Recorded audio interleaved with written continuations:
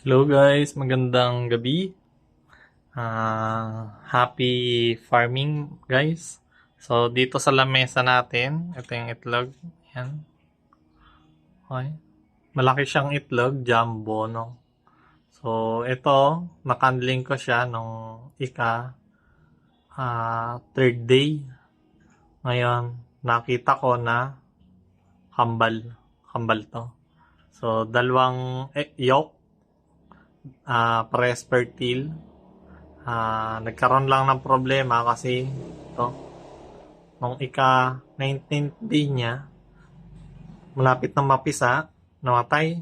Namatay na yung laman nito. No? Yan. So, bubuksan natin ngayon no? Para lang makita. So, mukhang totoo nga yung sabi na kapag dalawa ang yolk o dalawa ang pula ng itlog, hindi nabubuhay ang laman. So, ito, patay na to, i-ano natin, buksan natin Medyo messy to guys, medyo messy. Yan. Check natin yung loob, kung ano itsura, no? So, ito. Silipin natin. So, yun. Halos kompleto na guys. Matigas na. Sayang. Kung nabuhay sana to guys, parang gagawin ko sana siyang pinakapampaswerte, no? Kasi na ano ko rin na mukha talagang imposible, no? Kasi medyo mahirapan siya kumatok sa ano.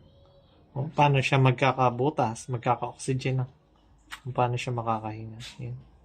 Kompletong-kompleto na guys. Pero hindi nga siya makalabas kasi dalawa sila, no? Sayang. Patay.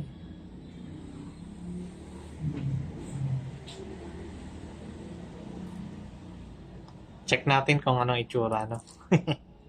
dalawang sisiw sa isang itlog. Ito yung isa. Yan. Ito yung isa. Yun yung pangalawa nasa loob. Hindi yan makalabas.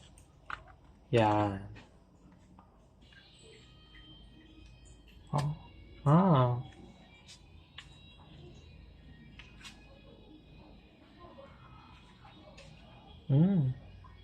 Isang yok lang. Isang yok lang sila. Di talaga ito mabubuhay. Yun. Isang pula lang. Meron sila. So, agawan. Yan guys. Kita ba? Yan. So, mukhang imposible talaga no, na mabuhay. Kasi iisa yung kanilang egg yolk. Yan. So, kambal. Sinubukan naman natin. Buhayin silang dalawa. Kompletong-kompleto na. Yung last stage na lang talaga sila hindi nila kakayanin. No? Kasi walang yolk. Ang ganda pa naman ang pagkaano. Malalaking sisiw yan guys. Payat, parehas. Yan, kulay itim. Paraukan natin. So, yun lang mga kateknik. Mission failed. Bye-bye!